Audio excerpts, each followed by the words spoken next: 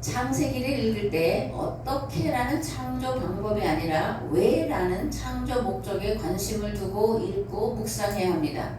창조론이냐 진화론이냐 하는 논쟁이 계속해서 벌어지는데 그 이유는 뭐냐면 왜를 묻지 않고 어떻게에 관심을 두고 있기 때문에 그러는 거예요. 그러므로 어떻게가 아니라 왜라는 창조의 목적을 물어야 합니다. 그럼 하나님이 세상을 창조하신 목적은 어디에 있을까? 사람을 위해서라는 것을 우리가 분명하게 알아야 합니다. 아멘. 하나님이 세상 만물을 창조하시고 창조하실 때마다 후렴구처럼 이렇게 되어 있습니다. 보시기에 좋았더라. 하나님이 보시기에 좋았더라는 것은 드디어 인간이 살아가기에 좋은 환경이 만들어졌구나 라며 흐뭇해하시는 하나님의 마음을 표현하는 것인데, 마치 부모가 자식을 낳기 전에 필요한 것들을 미리 준비해 놓고 흐뭇해하는 것과 같은 그런 이치다라는 거예요. 하나님과 인간과의 관계는 부모 자식 간의 관계입니다. 조물주와 피조물의 관계가 아니라 부모와 자식이라는 특별한 관계요, 사랑의 관계인 것입니다. 마태복음 6장 6절과 9절 말씀에 이렇게 되어 있습니다. 너는 기도할 때에 네 골방에 들어가 문을 닫고 은밀한 중에 계신 네 아버지께 기도하라. 은밀한 중에 보시는 네 아버지께서 갚으시리라. 그러므로 너희는 이렇게 기도하라. 하늘에 계신 우리 아버지여, 이름이 거룩히 여김을 받으시오며. 요한복음 20장 17절에는 이렇게 되어 있습니다. 예수께서 이르시되 나를 붙들지 말라. 내가 아직 아버지께로 올라가지 아니하였노라. 너는 내 형제들에게 와서 이르되 내가 내 아버지 곧 너희 아버지 내 하나님 곧 너희 하나님께로 올라간다 하라. 창세기 1장 28절에 보면 하나님이 남자 여자를 만드시고 생육하고 번성하여 땅에 충만하라. 땅을 정복하라. 바다의 물고기와 하늘의 새와 땅에 움직이는 모든 생물을 다스리라 이렇게 말씀하는데, 이 말씀의 의미는 무엇일까요? 정복하고 다스리고 하라는 얘기일까? 우린 그동안 그렇게 읽었습니다. 그죠? 그런데 그게 아니라 뭐라는 거예요? 제발 행복하게 살아다오. 생육하고 번성하라. 땅에 충만하라. 땅을 정복하라. 바다의 물고기와 하늘의 새와 땅에 움직이는 모든 생물을 다스려라 라는 말씀에 들어있는 본래의 그리고 참 의미는 뭐라는 거예요? 제발 행복하게만 살아다오 라는 아버지의 간절한 그런 영원히 들어있는 말씀이라는 겁니다. 아멘. 하나님이 인간에게 가장 원하시는 것이 무엇일까? 생명력 넘치는 삶을 사는 거예요. 함께 어우러져 행복하게 사는 겁니다. 그렇게 하나님이 사람을 만드시고 사람이 살도록 두신 그곳의 이름을 뭐라 그래요? 에덴 동산이다. 에덴은 뭐냐? 환이라는 거예요. 기쁨이 넘치는 동산이다. 이렇게 말씀을 하고 있습니다. 그러므로 인간은 서로 어우러져 행복하게 살아야 할 책임과 의무가 있습니다. 이것을 위해 인간을 불안해하게 만드는 제도나 환경이나 여건을 바꾸어 가야 할 책임 또한 있습니다. 교회는 인간을 불행하게 만드는 세상의 모든 것을 바꾸어 가야 하는데, 그것을 세계 선교다 이렇게 말하는 거예요. 영혼 구원을 위한 선교가 아니라 삶을, 인간을 고통스럽게 하는 삶의 문제들을 해결함으로 이 땅에 하나님 나라를 이루어지게 하는 것이 진정한 선교다, 하나님 나라 운동이다 라는 겁니다. 아멘. 오늘 함께 나눌 말씀은 고린도전서 13장인데 보통 사랑장이다 이렇게 이제 별칭이 붙어있죠. 1절에 3절 말씀을 먼저 보겠습니다. 내가 사람의 방언과 천사의 말을 할지라도 사람이 없으면 나는 구리와 울리는 꽹과리가 되고, 내가 예언하는 능력이 있어 모든 비밀과 모든 지식을 알고 또 산을 옮길 만한 모든 믿음이 있을지라도 사랑이 없으면 내가 아무것도 아니요. 내가 내게 있는 모든 것으로 구제하고 또 내 몸을 불사르게 내어줄지라도 사랑이 없으면 내게 아무 유익이 없느니라. 아멘. 성령을 통해서 우리에게 은사를 주신 목적이 무엇일까요? 은사의 목적이 무엇일까? 교회와 성도의 유익을 주기 위해서 은사를 주셨다는 겁니다. 그러므로 내가 은사를 받았다 해서 그것을 자랑하거나 오남용해서는 절대로 안 됩니다. 그러니까 은사는 은사 자체를 위한 것이 아니라 은사를 통해서 뭐라는 거예요? 교회와 성도의 덕을 세우기 위해서, 유익을 주기 위해서라는 겁니다. 그러니까 은사를 통해서 하나님이 지금 너희들과 우리와 함께 하심을 나타내 보이라고 주신 거예요. 성도를 온전히 하고 섬기게 하기 위해서 주신 거라는 겁니다. 하나님의 영광과 교회의 덕을 세우기 위해서 은사를 주셨기 때문에 내 어떤 자랑, 내 어떤 목적을 위해서가 아니라 하나님의 영광과 교회의 덕을 세우기 위해서 주신 은사를 잘 감당해야 된다라는 겁니다. 그런데 이런 은사를 우리가 사용할 때, 활용할 때에 원천, 행해야 될 원천이 있습니다. 뭐냐면 사랑이에요. 사랑 없이 행하는 은사는 자신에게 뿐만이 아니라 모든 다른 사람에게 아무런 유익이 없습니다. 도리어 자신의 능력인 것 마냥 자랑하고 허세를 떨다가 심판에 이르게 된다는 것을 우리는 반드시 기억을 해야 합니다. 아멘. 고린도전서 13장 4절에서 8절 말씀을 보겠습니다. 사랑은 오래 참고 사랑은 온유하며 시기하지 아니하며 사랑은 자랑하지 아니하며 교만하지 아니하며 무례히 행하지 아니하며 자기의 유익을 구하지 아니하며 성내지 아니하며 악한 것을 생각하지 아니하며 불의를 기뻐하지 아니하며 진리와 함께 모든 것을 참으며 기뻐하고 모든 것을 믿으며 모든 것을 바라며 모든 것을 견디느니라. 사랑은 언제까지나 떨어지지 아니하되 예언도 패하고 방언도 그치고 지식도 패하리라. 사랑하는 자, 또 사랑할 때 하지 말아야 될 것과 해야 될 것을 4절에서 8절까지 말씀에 잘 사도 바울이 말씀하고 있는데, 사랑의 특성은 무엇일까? 먼저 사랑의 특성을 우리가 이제 찾아봐야 되는데, 여기에는 하지 말아야 할 내용들이 들어있습니다. 사랑은 오래 참는 거예요. 무엇을 오래 참으라는 거냐? 고난을 오래 참으라는 겁니다. 둘째로 농부가 씨를 뿌리고 싹이 나고 결실하기까지 오래 참고 기다리는 것처럼 믿음의 성장이 더딘 사람을 오래 참아주라는 거예요. 도와주고 기다려 주라는 겁니다.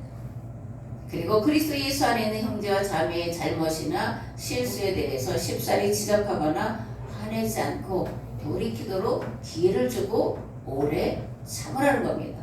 두 번째로 온유한 거예요. 온유와 겸손은 예수님의 품성인데, 이 온유와 겸손을 다른 말로 하면 자기를 내려놓음, 저는 자기 비움, 이런 단어로 이제 표현할 수 있는데 빌립보서 2장에 잘 기록되어 있습니다. 예수님은 근본 하나님의 본체시나 하나님과 동등됨을 취할 것으로 여기지 아니하시고 오히려 자기를 비워 종의 형체를 가지사 사람들과 같이 되셨고 사람의 모양으로 나타나사 자기를 낮추시고 죽기까지 복종하셨으니 곧 십자가에 죽으십니다. 예수님이 하나님이심을 버리시고 사람이 되시고 사람의 죄를 대신 담당하기 위해서 십자가에 죽으심, 이것이 예수님의 온유와 겸손을 가장 잘 드러내고 있는 거다라는 말씀이에요. 그 다음에 사랑은 시기하지 않습니다. 남의 떡이 더 커 보인다 이런 말 있잖아요. 그 왜 남이 가진 것이 더 커 보일까? 시기 질투심 때문에 그런 거예요. 똑같은 건데도, 그죠? 욕심, 시기, 질투가 있으면 더 커 보여. 그죠? 이 인간의 이런 악한 본성에서 나오는 건데, 그러나 그리스도 안에서 형제와 자매된 이들은 서로 사랑하며 살아야 마땅합니다. 왜냐하면 서로 사랑하는 것은 예수님과 제자들, 그리고 예수님과 교회, 예수님과 우리 사이에 맺은 새 계약이기 때문에 그렇습니다. 그 다음에 사랑은 자랑하지 않습니다. 어느 때 자랑할까? 타인과 비교하여 내가 우월감이나 열등감이 있을 때 자랑을 하는 거예요. 우월감이 있어서만 자랑하는 게 아닙니다. 열등감을 가졌을 때에도 자랑을 하게 돼요. 그러므로 성도는 항상 겸손해야 하고 남을 나보다 더 낮게 여기는 삶을 살아야 됩니다. 그래야 자랑하지 않게 됩니다. 그 다음에 사랑은 교만하지 않고 무례히 행하지 않습니다. 교만과 거만은 마귀의 속성이에요. 교만한 자는 자기를 높이고 형제를 무시하거나 함부로 대합니다. 자기 고집만 부려요. 그러나 성령은 자기를 낮추고 다른 이를 높입니다. 무엇보다 모든 생명을 함부로 대하지 않고 존귀히 여깁니다. 오늘 한국 사회가 그래서 고집불통인 사람의 그런 겪는 고집불통인 사람이 가는 그 좋지 못한 것들을 보게 되는데, 고집을 우리가 내려놓고 다른 사람의 의견, 다른 사람의 생각을 생각해보고 그리고 바꿔야 된다면 바꾸는 그런 넉넉함, 여유로움, 부드러움이 있어야 된다, 이렇게 생각합니다. 왜 사랑은 자기의 유익을 구하지 않습니다. 참 사랑은 자기의 유익이 아니라 형제의 유익을 구합니다. 받는 것보다 주기를 더 좋아합니다. 요한복음 15장에 이렇게 되어 있습니다. 내 계명은 곧 내가 너희를 사랑한 것 같이 너희도 서로 사랑하라 하는 이것이니라. 사람이 친구를 위하여 자기 목숨을 버리면 이보다 더 큰 사랑이 없나니 너희는 내가 명하는 대로 행하면 곧 나의 친구라. 사람은 성내지 않고 악한 것을 생각하지 않습니다. 화를 내는 것은 마음 안에 미움이 쌓여있기 때문에 그렇습니다.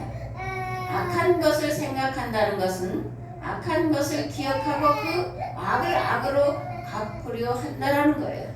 주기도문 이렇게 말합니다. 우리가 우리에게 죄 지은 자를 사하여 준 것 같이 우리 죄를 사하여 주시오. 그러므로 성도는 화를 쌓아두지 않고 원수를 갚으려는 생각을 쌓아두지 말아야 됩니다. 도리어 용서하기를 기뻐해야 합니다.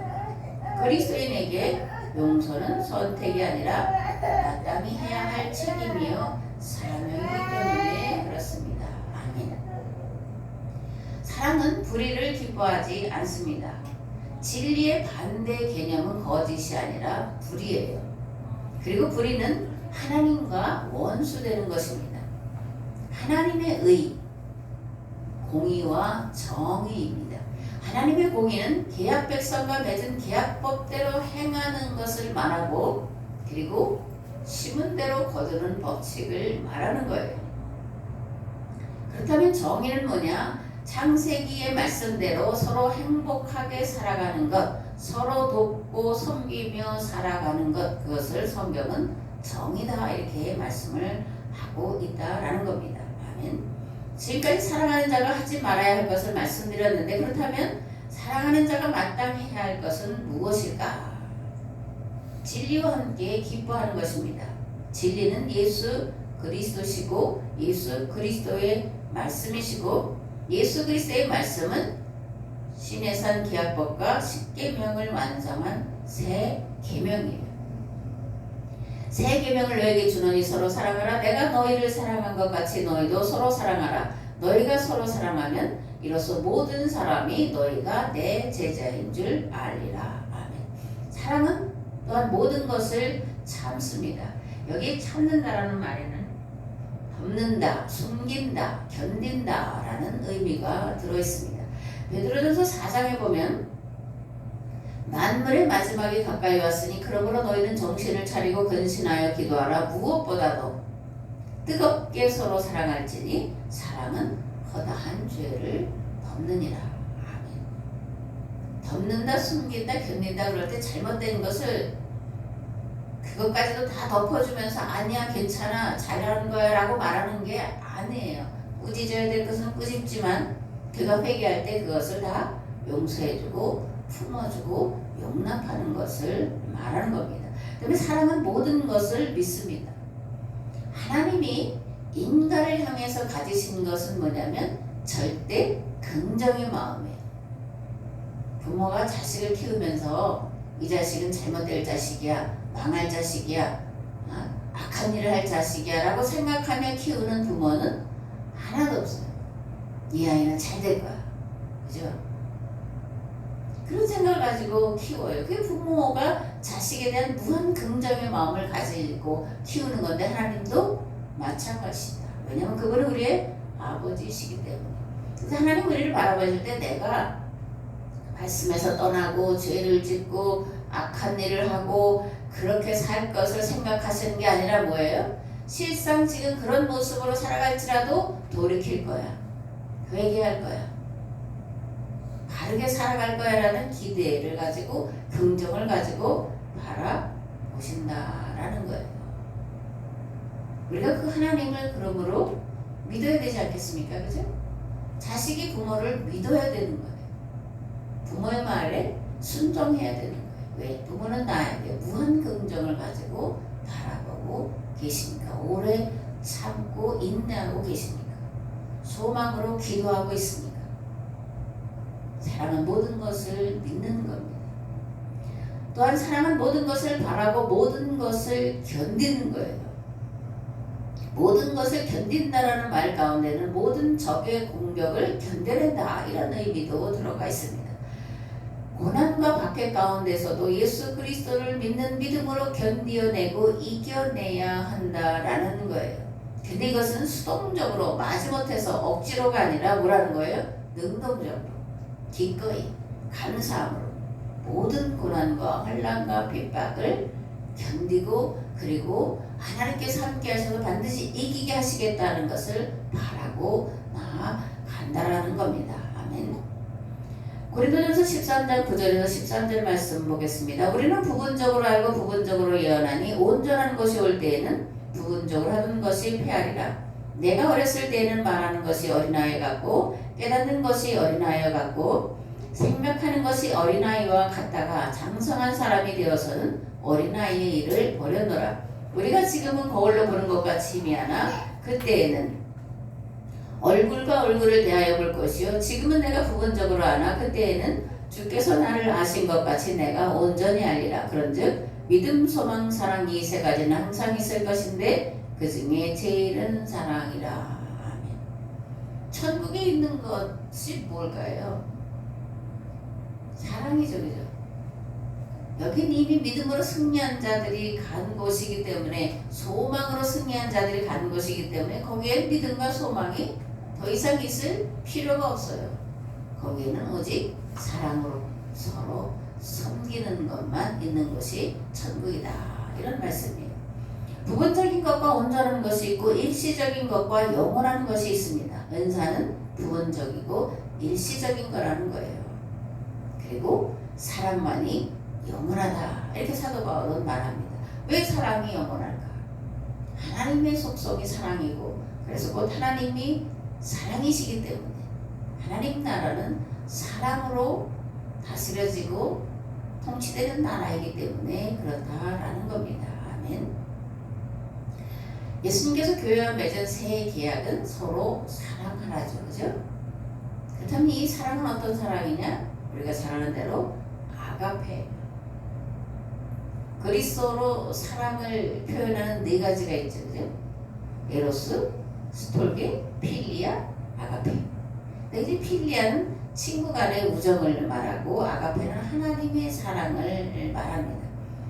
보통 하나님의 사랑을 일방적인 사랑이다 이렇게 말하는데 그 하나님의 사랑을 잘 보여주는 선지자가 있어요. 누구죠?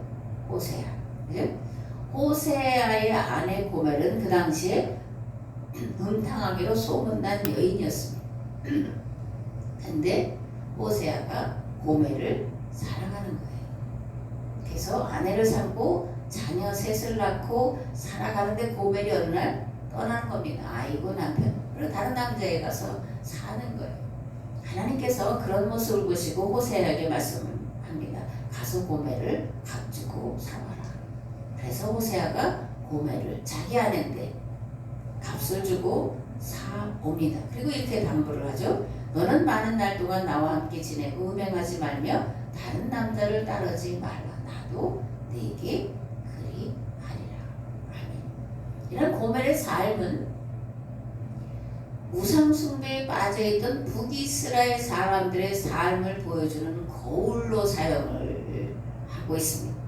고멜을 향하는 호세아의 사랑은 그럼에도 불구하고 이스라엘을 포기하지 못하고 사랑하는 하나님의 아가페 사랑을 보여주는 거예요. 하나님이 값주고 사라고 했으니까 마지못해서 억지로 한 것이 아니라 정말 호세아는 고멜을 사랑하던 자였다라는 겁니다. 값을 주고라도 사와서 내가 너만 사랑할 테니까 너도 나만 사랑하라, 이렇게 지난번에도 말씀드렸던 신신당부. 사실 더 좀 심각하게 표현하면 애걸복걸하면서 고멜의 사랑을 갈구하는 것이 호세아인데, 하나님이 북이스라엘을, 하나님이 우리를 향해서 그렇게 내가 너만 사랑하니까 너도 나만 좀, 나 좀 사랑해 줄래, 이렇게 말씀하시는 간절하신 하나님의 마음을 우리가 읽어낼 수가 있습니다. 이스라엘 자손이 다른 신을 섬기고 건포도 과자를 즐길지라도 여호와가 그들을 사랑하나니 너는 또 가서 타인의 사랑을 받아 음녀가 된 그 여자를 사랑하라. 내가 네게 장가들어 영원히 살되 공의와 정의와 은총과 긍휼히 여김으로 네게 장가들며 진실함으로 네게 장가들리니 내가 여호와를 알리라. 하나님이 우리에게 이렇게 말씀하시는 거예요. 내가 네게 장가들겠다. 내가 네게 장가들겠다. 내가 네게 장가들겠다. 나는 네 남편이 되어주겠다. 이렇게 말씀을 하고 있다라는 겁니다. 아가페 사랑은 그럼에도 불구하고 인간을 사랑하신 하나님의 사랑을 말합니다. 그런데 이 아가페 사랑은 하나님만 하셔야 된다라고 말해서는 안 된다라는 거예요. 하나님 오늘 우리에게 요구하시는 사랑이 뭐냐? 아가페 사랑이라는 것을 우리가 알아야 합니다. 다만 이 아가페 사랑은, 주기만 하는 사랑은 인간의 의지나 결단으로 가능한 일이 아니라는 것은 인정을 해야 돼요. 오직 성령께서 우리 안에 충만으로 임재해 계실 때에만 가능한 것이 아가페 사랑이기 때문에 그렇습니다.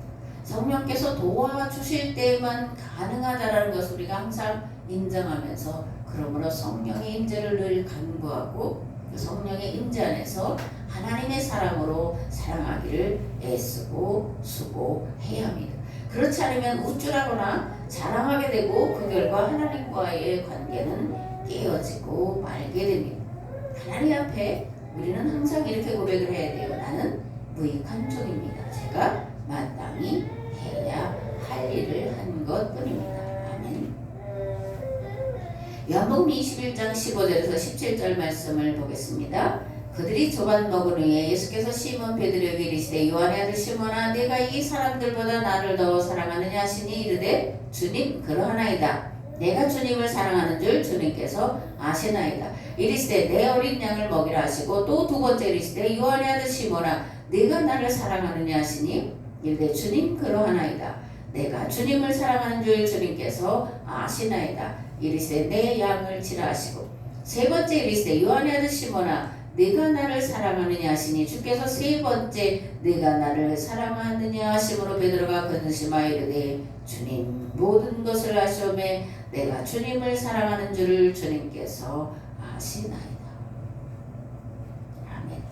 너무나 잘 아는 말씀인데 예수님의 부활하신 것을 목격한 제자들이 예루살렘에 머물러 있는 게 아니라 갈릴리로 다시 되돌아갔어요.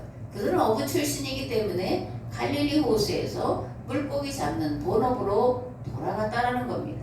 그런데 부활하신 예수님이 이들을 찾아가시는 거예요. 그리고 마침 제자들이 가서 그물을 던졌는데 물고기 한 마리도 잡지 못해서 허탈하고 기운 빠지고 춥고 떨리는 그 새벽에 제자들을 가서 만나 주고 계시는 거예요. 그러면서 예수님이 말씀하십니다. 배 오른편에 그물을 던져라.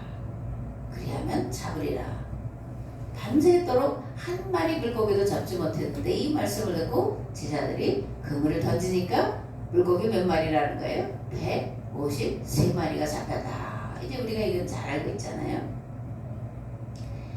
배에서 물고기를 잡아 올리고 난 그들에게 예수님은 음식을, 그죠? 따뜻한 음식을 먹도록 합니다. 고기를 굽고 그리고 떡을 따뜻하게 데워서 배불리 먹으신 다음에 베드로에게 이렇게 말씀하시죠. 네가 나를 사랑하느냐.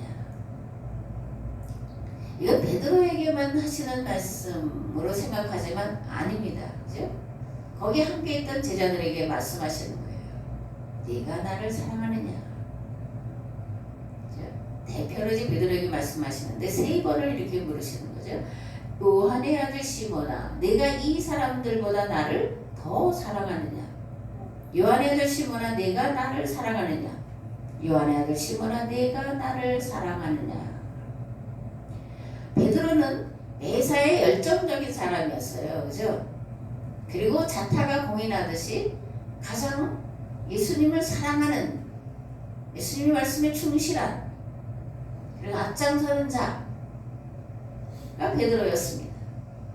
그래서 베드로 자신도 내가 다른 제자들보다 예수님을 더 많이 사랑해라고 생각을 했어요. 그런데 이건 베드로만이 아니라 다른 제자도 마찬가지였다라는 겁니다. 그걸 어떻게 알 수 있냐? 자리다툼을 하는 것을 보고 우리가 알 수가 있죠. 그죠? 자리다툼하는 이야기가 복음서에 2번이나 나옵니다. 이들은 서로가 내가 주님을 더 사랑합니다. 그러므로 나를 주님의 오른편에, 나를 주님의 왼편에 앉혀주시는 것이 마땅합니다. 이렇게 생각을 하고 그것을 실제로 말하고 행동으로 옮겼던 자들이에요. 그런데 부활하신 주님이 다시 찾아오셔서 3번씩이나 네가 나를 사랑하느냐 이렇게 물으실 때 베드로가 특별히 두렵고 떨리는 마음으로 주님 모든 것을 아시오매 내가 주님을 사랑하는 줄을 주께서 아시나이다 이렇게 고백을 해요. 여기 두렵고 떨림이라는 표현은 뭐냐면 지금 베드로가 예수님을 누구로 만나는 거예요? 하나님으로 만나는 거예요. 성경에 하나님을 배울 때의 그 표현을 두렵고 떨림 이런 표현으로 하고 있다는 것을 우리가 알 수 있습니다. 두렵고 떨림으로 부활하신 예수님을 지금 하나님으로 경험하면서 주님 모든 것을 아시오매 내가 주님을 사랑하는 줄을 주님께서 아십니다. 이렇게 고백을 하고 있음을 보게 됩니다. 높아지고자 하는 자는 가장 밑바닥으로 내려가야 하는 게 성경이 말하는 진리예요. 왜냐하면 하나님께서 가장 낮은 곳에 계시기 때문에 그렇습니다. 동방박사 3사람이 별의 안내를 받고 예루살렘으로 가죠. 그런 다음에 어디로 가요? 집밥?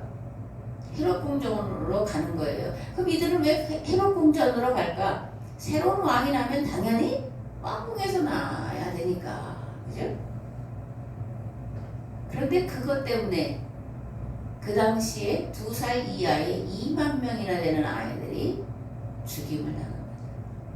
떼죽임을 당하는 것이 왕이 났으면 당연히 왕궁으로 가야 된다고 하느니 동방박사들의 오판 때문에 벌어진 비극이에요.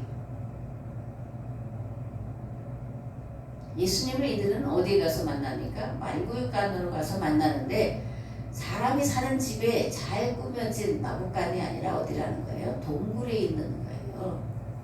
거기 무슨 가림막이 있는 것도 아니고 평평하게 잘 꾸며져 있는 것도 아니고 허름한 동굴에 한켠에 말구유 위에 누여서 세상에 보이시는 것이 예수님입니다. 예수님을 강보에 쌓여 있다 이렇게 말할 때 그 강보는 뭐냐면 낙타를 타거나 말을 탈 때 그 안장에 얹혀놓는 그런 천을 말해요. 다 낡고 그저 헤어지고 한 그런 천에 쌓여서 예수님이 누워 계셨던 것을 우리가 잘 알고 있습니다.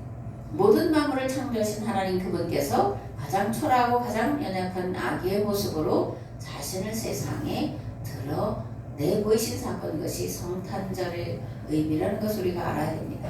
가장 큰 사랑 무엇일까? 가장 높으신 하나님께서 가장 낮고 천한 주인을 섬겨주시는 거예요. 하나님 수준이 아니라 내 수준에 맞춰주시는 겁니다. 아멘. 성령께서 은사를 주신 목적 계속해서 말씀을 드렸는데 교회와 성도의 유익을 위해서 교회와 성도를 온전히 섬기도록 하기 위해서라는 것을 우리가 반드시 기억을 해야 됩니다. 은사는 그러므로 자랑할 것이 아닙니다. 은사를 주신 하나님의 뜻을 따라 겸손히 교회와 성도를 섬기는 일에 사용을 해야 할 뿐입니다. 아멘.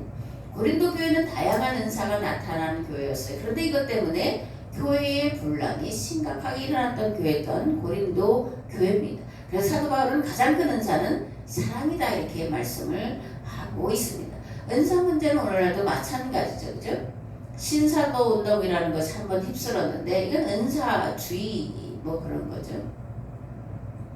은사가 하나님의 말씀과 동등한 위치냐? 절대 아니라는 것을 우리가 알아야 합니다. 그런데 은사주의자 또는 은사를 받은 사람은 하나님의 말씀 또는 설교와 은사가 동일한 권위를 가지고 있다는 착각 속에서 교만과 거만과 거짓과 자기 유익을 따라서 행하는 것을 볼 수가 있는데 은사와 하나님의 말씀은 동등한 위치가 절대가 아니라는 것을 우리가 알아야 합니다. 거듭 말하지만 은사는 교회와 성도의 유익을 위해서 주신 도구라는 겁니다. 잘 사용하면 모두에게 유익이 되고 잘못 사용하면 독이 되는 거예요.